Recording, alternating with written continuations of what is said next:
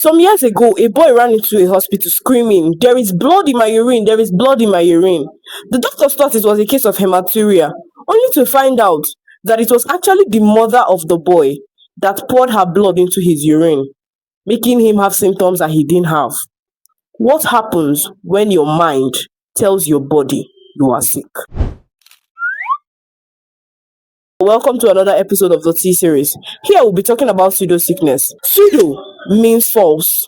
So you should have guessed by now. Pseudosickness means false sickness. Yes, you got that right. In this episode talking about pseudosickness, we'll be talking about two major type of pseudosickness. The case of the mother and the son who reported hematuria, whereas it was the mother sabotaging her son's results. That was called factitious syndrome or factitious disorder, formerly known as Munchausen's. Now, factitious disorder has two types: you imposing symptoms on yourself and you imposing symptoms on another person. The latter was the case of the mother and the son, but we should be talking about factitious disorder imposed on yourself or Munchausen's syndrome. The second one is called somatic symptom disorder. But let's talk about Munchausen's, shall we? In Munchausen's, the patients are usually trauma bound. They must have come from a home where they didn't have love, they didn't have attention, and they feign symptoms in order to seek attention and love. They want to garner sympathy from people, and they go to extreme lengths of even sabotaging their test results, telling the doctors to do a medical procedure on them or even go under surgery. Very weird, Abby, because of love and sympathy. If you don't understand what those people they go through, but they're actually going through a lot. You see symptoms like you manifesting a symptom after the doctor has ruled out a possible cause of illness. The doctor has said nothing. Then new symptoms that are unrelated start coming up. There is also one common feature. These people have a vocabulary of medical terminologies. Yes, they are Google doctors.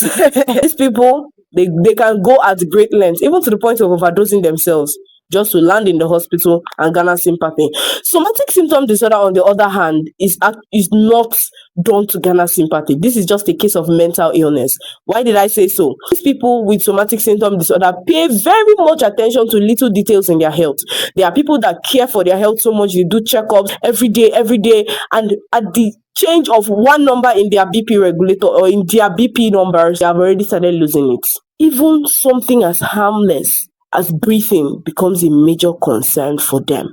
Yes, you heard that right. They start to report that, "Oh, I'm not breathing well, I'm hearing stomach noises." Very weird. And you find out that the doctors begin to treat for a variety of issues, especially for Nigeria, that the case is not really common. They start to treat malaria and typhoid, start to treat plenty things, not knowing that is either this person is actually under stress, this person is already seeing, magnifying a tiny issue, or something else is wrong with their mind. Those people with somatic symptom disorder must have had experiences, because it's usually the characteristic that is common with them. They must have had experience with a relative passing due to a sickness or a symptom, or maybe they have someone going through such, or they have heard a lot about that and they are terrified so much that they've looked into themselves and they are saying, "Oh no, this can't happen to me, I have to be on my A game." Let me give an example. Just imagine I heard that my friend died of cancer, or I heard that my relative died of cancer. Soon after that, I start to see cancer symptoms. My hair will now start falling out. Things will start happening to me. I begin to have a headache, and then I request for tests. I request for tests again, even if there is nothing. I go for tests. I keep going for tests. That is a symptom of somatic symptom disorder. Yeah. Now, with the somatic symptom disorder case, they don't impose it. Like I said, it's not like Munchausen's. They are not looking for pity. But this is something that their mind has told their body that it is going through. And the mind sees to it that the body replicates every signal or every chemical release to make sure that the symptoms matches real symptoms. Meanwhile, it's just a mental thing. So, you're one step away from somatic symptom disorder if you actually exhibit the symptoms. On the other hand, in nutrition, we have cases like this. Yes, we have cases like this, but then we'll be talking about it in our next episode.